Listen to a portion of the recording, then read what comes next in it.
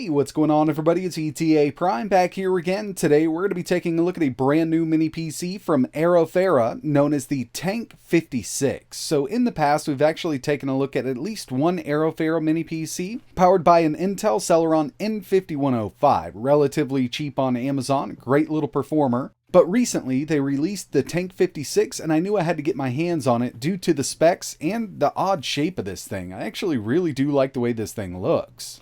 So yeah, what we have here is a pretty powerful little mini PC powered by a Ryzen 5 5600U. It does have full function USB Type-C up front. It's 3.2, so it will support display out. Inside of the box, you're going to get a 65 watt power supply. We've also got some mounting brackets, an HDMI cable, and some hardware to mount a 2.5 inch drive inside of the unit because it will support a mechanical or an SSD. So far, I've seen this offered in two different storage variants. So you can pick it up with 8 gigs of RAM and 250 gigabytes of storage, or 16 gigabytes of RAM and 500 gigabytes of storage. Both of them are going to be using an M.2 SSD.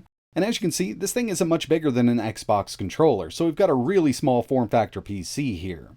And when it comes to I/O, up front here, we've got a 3.5mm audio jack, full function USB Type-C 3.2, and two USB 3.0 ports. Over here on the right hand side, we've got a micro SD card reader. On the left hand side, not much going on over here, but when we move around back, we've got our power input, two full-size HDMI 2.0 ports, two more USB 3.0 ports, and Gigabit Ethernet. Plus, this does come pre-installed with Wi-Fi 6E and Bluetooth 5.2.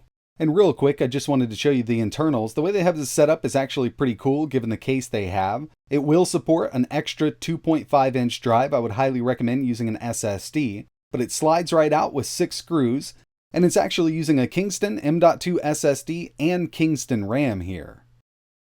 When it comes to the specs, this is utilizing the Ryzen 5 5600U. This is based on Zen 3 architecture. We've got 6 cores, 12 threads, a base clock of 2.3 GHz, and a boost up to 4.2. Normally, the 5600U runs at 15 watts in laptops to keep that heat down, but since we're working with a little PC here and we're not relying on battery power, as soon as you turn on high performance mode in Windows, this will be running at 30 watts, and we should see some really good performance out of this little chip running it at a higher TDP. For the graphics, we've got a Radeon 7 iGPU at 1800 MHz. The unit I have here did come pre-installed with 16 GB of DDR4 running at 3200 MHz, but I suspect that the 8 GB model will only be running in single channel, so you might want to upgrade that if you want to get out a little cheaper up front. It will help out with that GPU performance.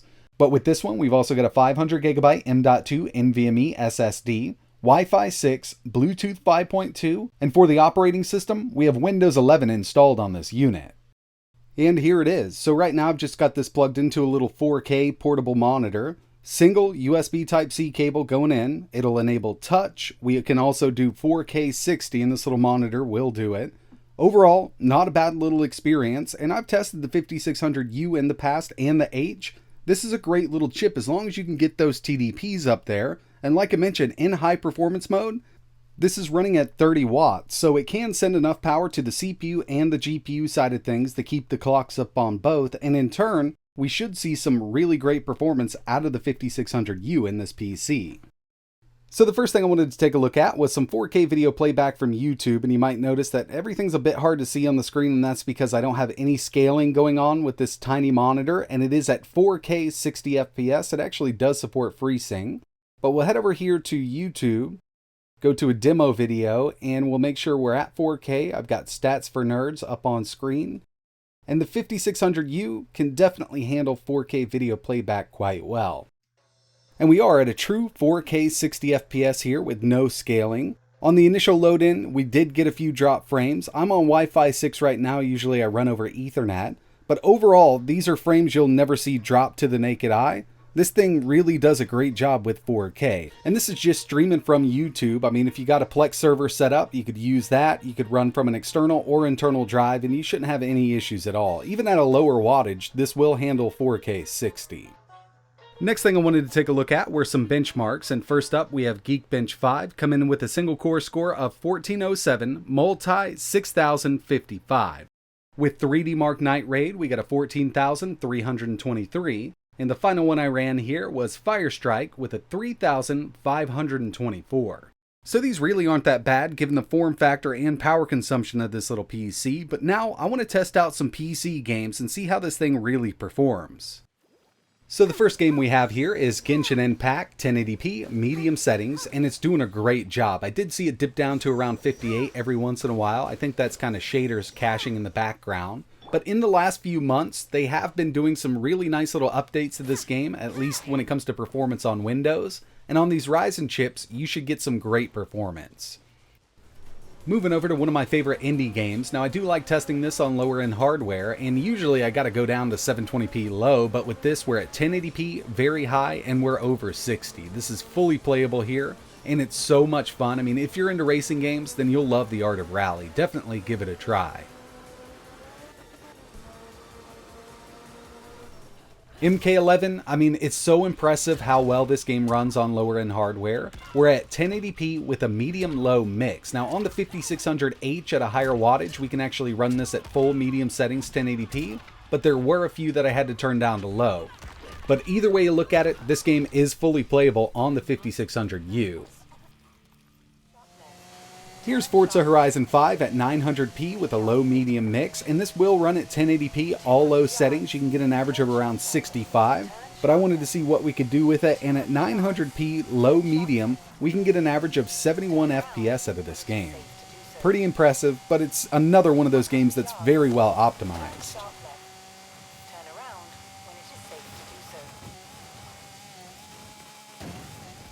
Next on the list, we've got Doom Eternal 720p low settings with dynamic resolution scale turned on. So I was really hoping we could get a constant 60 out of this, and with dynamic resolution scale, I usually set, the frame limit to around 64, so it will scale it down a bit, but even with it set up like this, you can see that we are dipping under 60. I'd say the best setting for this would be turn VSync on, static resolution scale set to about 80%. Of course, we had to test out Cyberpunk 2077. We're at 720p low with FSR set to performance, and this little chip is trying its hardest to keep a steady 60. I also turned VSync on. I was hoping we could lock it there. And it's not doing a bad job, but there is one more setting that we can use. Actually, FSR Ultra Performance. It will run at a constant 60, but I just don't like the way it looks. Here's another one I always like to test, God of War 720p low settings with FSR set to performance. So we can get an average of 41 FPS out of this game, and remember from the settings in this one, we actually do have a frame lock, so you can lock that right at 40 and play it like this all day.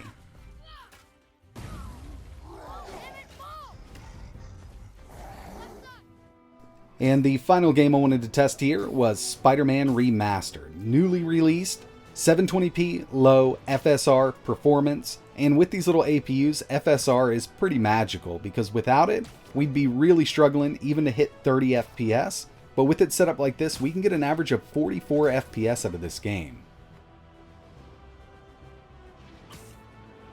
So in the end, the Tank56 is actually putting out some really decent performance. I'm glad that they have this TDP set up so it's kind of adjusted according to the settings in Windows, but from the BIOS, we could always lock this at 30 watts if you want to. You can go lower. We've also got a fan curve that we can adjust there. But for this video, I was just using the Windows power management settings, and it balanced. It runs at about 12 watts, and in high performance mode, as you saw, we can hit up 30, a little over around 33, I think we saw it kind of peak out at every once in a while.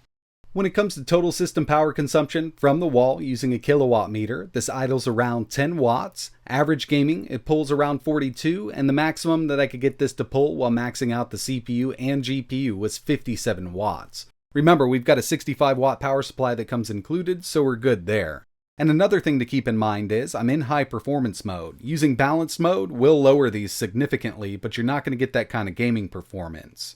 Another thing I wanted to take a look at with this thing was average CPU temp. So at idle, we're around 40 degrees Celsius. Average gaming, 82, which does seem on the hot side, but remember, we're working with a small form factor enclosed mini PC. I didn't hit thermal throttle while gaming, but running Cinebench R23 for about 6 minutes did bring me up to thermal throttle, which on this is set at 94 degrees Celsius. But yeah, with the 5600U running at about 30 watts, this thing is a great performer. If you're interested in learning more, or if you want to see anything else running on this, just let me know in the comments below. I kind of like the design. They did swap it up a little bit from the square mini PCs we usually take a look at, so if you're into that kind of aesthetic, then this might be for you. But that's going to wrap it up for this one, and like always, thanks for watching.